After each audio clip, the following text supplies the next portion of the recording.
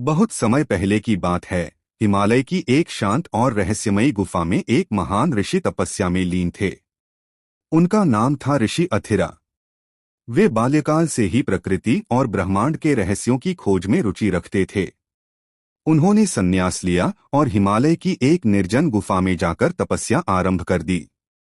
ऋषि अथिरा को ब्रह्मा जी का एक वरदान प्राप्त था। वे मृत्यु के पार जा सकते थे, परंतु केवल तब जब वे सच्चे ज्ञान के एक शिष्य को सौंपें।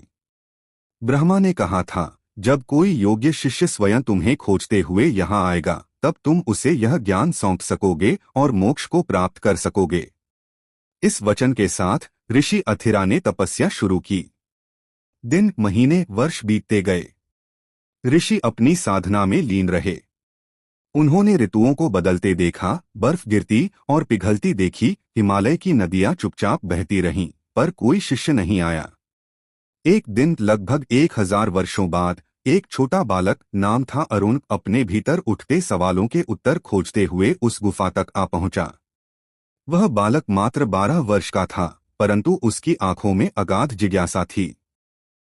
अरुण ने गुफा में प्रवेश किया और झुककर कहा, हे तपस्वी, मैं ज्ञान की खोज में आया हूँ। ऋषि अथिरा की आंखें छलक आईं। यह वही क्षण था जिसका उन्होंने सहस्र वर्षों तक इंतजार किया था। उन्होंने अरुण को अपने सामने बिठाया और ज्ञान की गूढ़तम बातें बतानी शुरू की। समय का रहस्य, आत्मा की शुद्धता, सृष्टि की उत्पत्ति और जीवन का अंतिम उद्देश्य। अरुण ने विनम्रता से हर बात को समझा और अपने भीतर उतारा। उसके प्रश्न बहुत गहरे थे और उत्तर सुनकर वह और भी जानने को लालायित होता। ऋषि को समझ आ गया कि यही वह पात्र शिष्य है जिसकी उन्हें प्रतीक्षा थी। कुछ महीनों बाद ऋषि अथिरा ने उसे अंतिम ज्ञान सौंपा, आत्मा को ब्रह्मा से एक करने की विद्या।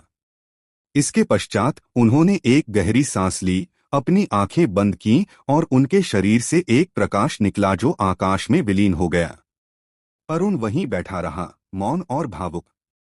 अब वह ज्ञान का वाहक था। उसने प्रतिज्ञा की कि वह इस ज्ञान को उन्हीं लोगों को देगा जो सच्चे अर्थों में इसके पात्र होंगे। गुफा आज भी वही है। कहते हैं कि कभी कभी वहां एक दिव्य प्रकाश दिखाई देता है और किसी को गूंज सुनाई देती है। सच्चा ज्ञान वही जो जिज्ञासा से जन्मे।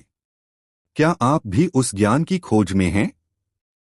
बताइए हमें, यह कहानी आपके भीतर क्या प्रश्न जगाती है?